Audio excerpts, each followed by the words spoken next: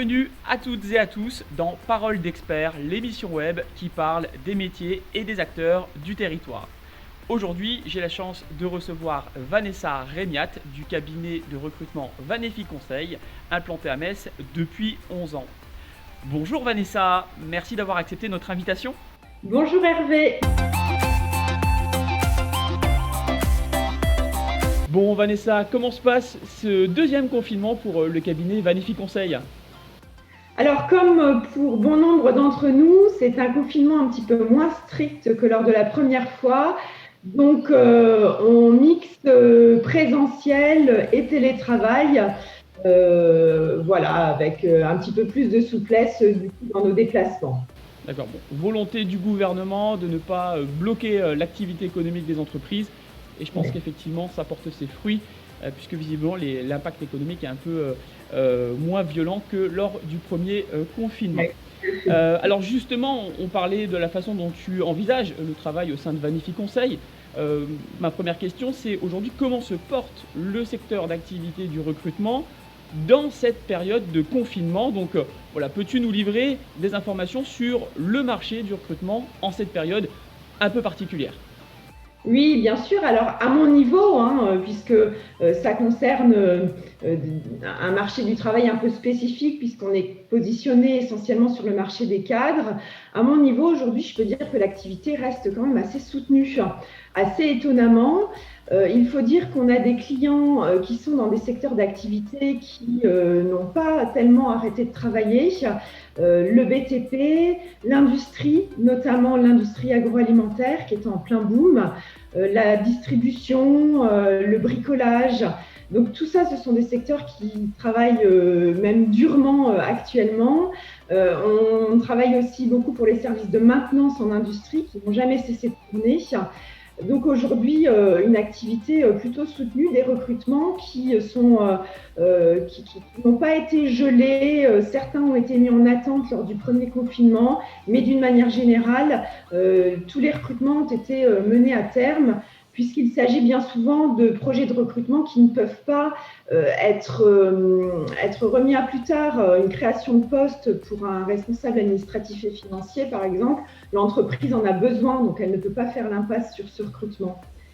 On remarque aussi du côté des candidats qui sont plutôt à l'écoute du marché. Certains sont frileux, mais ça reste une minorité. En plus, le confinement a fait naître un peu des remises en question. Donc des gens se sont dit, tiens, finalement, je vais peut-être regarder ailleurs parce que je ne me sens pas bien dans mon poste pour X ou X raisons. Et aujourd'hui, les candidats sont plutôt actifs. Certaines professions un peu plus que d'autres, mais d'une manière générale, c'est dynamique. D'accord, donc en tout cas, tu envoies des ondes positives, j'allais dire, à nos auditeurs sur justement le fait qu'un marché qui ne s'est pas arrêté, un marché cadre, effectivement, qui est toujours assez vigoureux, et puis des postes indispensables dans les entreprises, et donc, comme tu le précisais, donc moins d'arrêt par rapport au premier confinement qui, lui, a été, j'imagine, beaucoup plus compliqué à gérer. Oui, mais l'après-confinement a été de suite très, très dynamique. Après, je modère quand même mes propos en remarquant que c'est effectivement plus compliqué pour les jeunes diplômés. C'est vrai. Totalement. Alors, on rejoint bien sûr l'analyse, puisque l'IFA, comme vous le savez toutes et tous, est un organisme de formation avec une forte activité dans les formations d'alternance de bac à bac plus 5. Cependant, on a eu la chance effectivement d'avoir l'intervention de l'État avec des primes à l'apprentissage entre 5 000 et 8 000 euros. Et clairement, Vanessa, c'est quelque chose qui a vraiment aidé aussi le secteur d'activité. Et si on peut donner un conseil aux jeunes diplômés, c'est peut-être de renforcer leur formation initiale en continuant peut-être une année de plus, leur parcours, voire 2 ans, avant d'intégrer le marché, en espérant que d'ici là, la situation sanitaire se sera fortement améliorée. Mais effectivement, les jeunes diplômés font partie, bien sûr, des publics un peu fragiles en cette période. Oui, c'est vrai. Donc c'est une bonne stratégie de poursuivre éventuellement une année de plus, comme tu disais. Ça permet d'acquérir aussi des compétences un peu plus spécialisées. Notamment, on a beaucoup de demandes dans les entreprises, dans le domaine du digital par exemple. Donc c'est vrai que c'est une façon intéressante de continuer. En tout cas, voilà, des ondes positives en cette période un peu morose, Oui. de l'économie qui continue de fonctionner, des entreprises du territoire qui continuent de recruter, et ça, je crois que c'est un signal fort qu'on peut envoyer à nos auditeurs d'aujourd'hui. Alors, on a parlé du secteur d'activité, on a parlé justement de ce secteur qui continue de recruter aujourd'hui dans les secteurs des cadres notamment. Par contre, on est en droit de se poser la question, mais est-ce que les méthodes de recrutement ont évolué? Est-ce que Vanefi Conseil a fait évoluer ses méthodes de recrutement en cette période de confinement? Alors, on n'a bien sûr pas eu le choix. On tendait déjà de plus en plus à s'orienter sur de la visio pour les entretiens de recrutement. Eh bien, on a du coup mis la vitesse supérieure. Aujourd'hui, clairement, on fait des entretiens en visio. On continue aussi certains entretiens physiques, mais avec le masque. Alors, les entretiens physiques avec le masque, bon, eh bien, évidemment, ça manque un peu de langage corporel, hein, même si le masque ne cache pas tout. Les yeux peuvent aussi témoigner d'un sourire. C'est important de porter également le regard sur autre chose que la partie masquée du visage. Et les entretiens en visio, c'est pareil, on ne laisse pas passer les émotions en visio, mais on peut étudier les limites, de voir si la personne est stressée, etc. Donc oui, bien sûr, on travaille, nos méthodes de travail ont un petit peu évolué. Les candidats, je pense, sont bien faits également, même si nous, et pour eux, c'est compliqué parce qu'aujourd'hui, eh bien, on va faire des entretiens Skype, Teams, Zoom. Il faut s'adapter, il faut se préparer. Des fois, ça ne marche pas, il y a des problèmes techniques. Donc, bon, ce n'est pas si facile que ça de notre côté comme du côté des candidats. Ça nécessite quand même toujours du professionnalisme et de l'anticipation. Est-ce que tu dirais que ces entretiens en visio influent le comportement? Est-ce que tu penses que la visio aussi fait qu'on est peut-être plus concentré, focalisé? Est-ce que tu notes des différences de préparation des candidats pour ces entretiens en visio? Oui, oui, alors c'est vrai qu'un entretien physique, un candidat peut parfois venir les mains dans les poches en se disant, bon ben voilà, j'y vais au talent, on verra ce que ça donnera. Les entretiens visio, finalement, ils ont peut-être tendance à être un petit peu plus formels et peut-être mieux préparés. C'est effectivement une tendance qu'on remarque. En plus, les entretiens en visio se font, c'est plus confortable pour le candidat parce que ça peut se faire chez lui, à son domicile. Donc, il n'a pas besoin de prendre congé pour venir en entretien au cabinet. Donc, ça a incontestablement des atouts pour les candidats. En point négatif, c'est que un candidat qui se déplace pour un entretien physique va vraiment faire preuve d'une motivation pour le poste qu'on va lui proposer. Un candidat qui se rend disponible pour une visio le soir chez lui à 20h, bon, on peut considérer qu'il y a une part de curiosité dans sa démarche voilà, pas forcément une grosse part de motivation. Donc après, c'est à nous, bien sûr, de faire un petit peu le tri dans tout ça. D'une manière générale, on a quand même, comme je le disais, des candidats qui sont cadres ou des soutiens qui sont vraiment aujourd'hui très carrés. Donc, on a plutôt des bons résultats avec la visio. Les gens se préparent bien. Donc, en gros, on a les défauts des qualités des entretiens en visio. D'un côté, peut-être atteindre des candidats à des horaires un peu différents parce que la visio facilite la relation et l'échange. A contrario, des candidats qui viennent par curiosité passer ces entretiens. Voilà, ça peut arriver. On a aussi des candidats qui préfèrent l'entretien physique parce qu'ils se sentent moins à l'aise en visio, ou des candidats qui sont moins à l'aise avec l'utilisation des outils technologiques. Hein. Ça arrive aussi, il y a un petit choc de génération parfois avec ces outils. Donc, si je résume entre les modifications qu'on a notées dans tes méthodes de recrutement, donc pour savoir l'instauration vraiment de la visioconférence qui s'est un peu installée, je dirais, ces derniers mois, et donc les candidats qui s'apprêtent un petit peu plus pour ces entretiens et qui sont peut-être un peu plus disponibles, est-ce que du coup, on dirait que le bilan est plutôt positif ? Le bilan est d'une manière générale plutôt positif parce que ça permet de réduire les durées des process de recrutement. Parce que voilà, les candidats sont plus facilement joignables. En revanche, aujourd'hui, chez mes clients, tout ne se fait pas en visio. Il y aura forcément à un moment donné un passage avec un entretien physique, alors pas forcément chez nous, mais chez le client, parce que malgré tout, l'humain, voilà, le face-à-face physique reste déterminant. On ne peut plus se serrer la main aujourd'hui, mais le face-à-face physique reste déterminant. D'accord, on dirait que l'humain reste au centre du recrutement. Je crois que c'est un message fort qu'on peut envoyer. Là, à l'ère du tout digital, de la virtualisation, on va en parler juste après.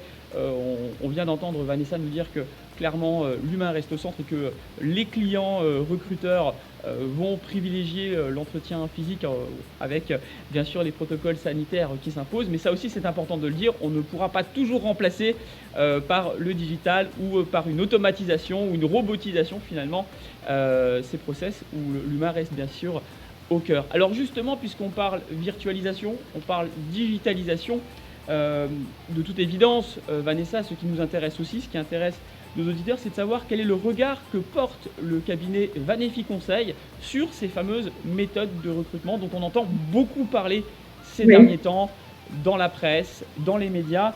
Alors, je dirais que dans les premières positions, le contexte ne pouvant pas permettre l'organisation d'événements physiques, donc on entend parler de la virtualisation de salons, donc des salons digitaux où on peut rencontrer effectivement les recruteurs via des plateformes.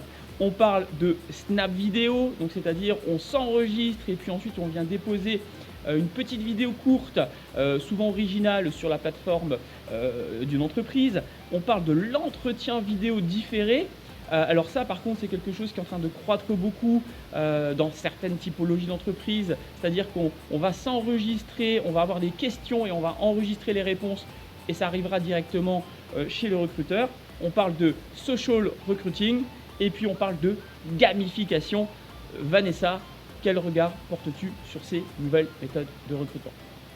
Alors Hervé, je suis un peu mitigée. Aujourd'hui, on entend fleurir la création de startups spécialisées dans le recrutement.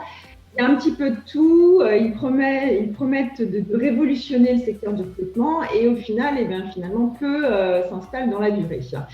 Donc, je suis un petit peu mitigée. Après, nous sommes un petit cabinet. On travaille avec essentiellement des clients qui sont des PME ou des grosses PME sur des métiers traditionnels et on ne fait pas de volume.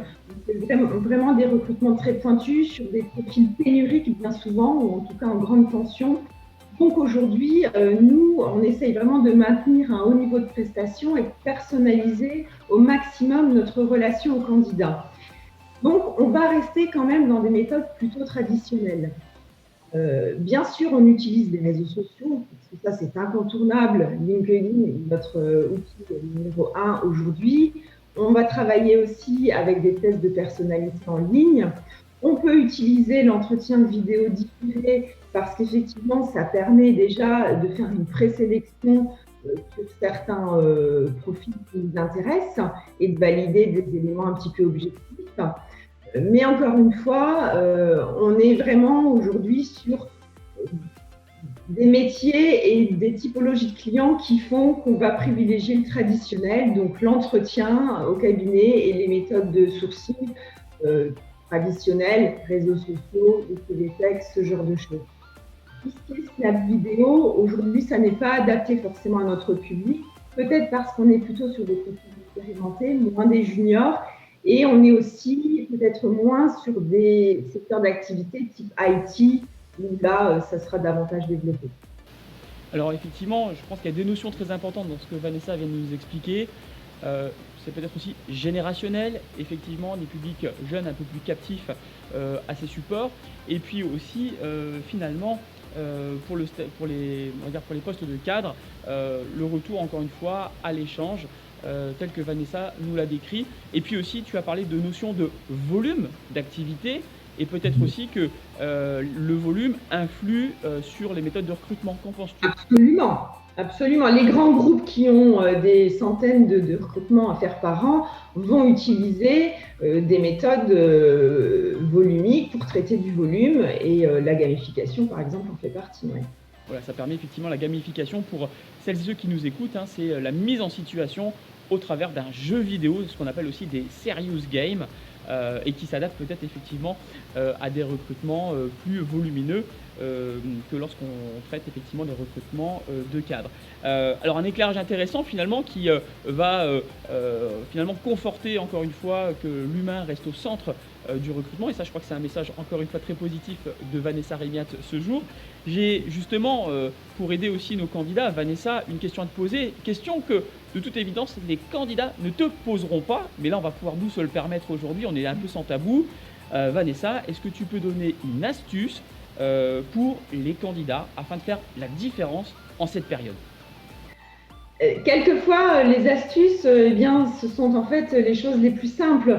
Aujourd'hui, le CV, ça reste tout de même la carte de visite du candidat qui permet de connaître son expérience en un clin d'œil. Donc aujourd'hui, il faut soigner son CV. Soigner son CV, ça veut dire être factuel, mettre des chiffres, expliciter un secteur d'activité, ce que fait l'entreprise dans laquelle la personne travaille, mettre un titre, personnaliser en fait son CV. C'est un outil marketing qui permet aux candidats de se vendre. Donc voilà, il faut vraiment passer du temps là-dessus.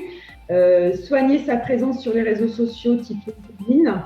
Ça aussi, c'est très important. On peut se faire accompagner. Il y a également des cabinets qui accompagnent à la rédaction du CV, à la présence sur les réseaux sociaux. Et les réseaux sociaux permettent de mettre là aussi de l'humain dans les contacts et permettre de créer en fait un lien avec le recruteur, peut-être pas à l'instant T, mais en tout cas sur la durée, en relançant, en donnant des nouvelles. Et bien souvent, ça porte ses fruits au bout de quelques temps.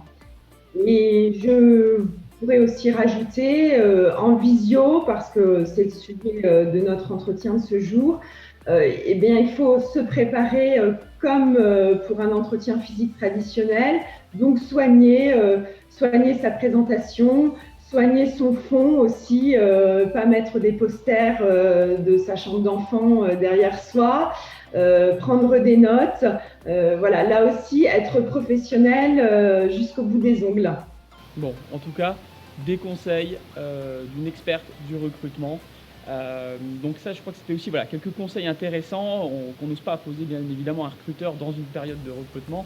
Donc des conseils à prendre en considération, quel que soit le poste qu'on envisage. En tout cas, Vanessa, un grand merci pour ta participation. Je tiens également donc à remercier bien évidemment celles et ceux qui nous ont suivis aujourd'hui. Et puis au plaisir de vous retrouver pour un prochain épisode de Paroles d'experts. À très bientôt.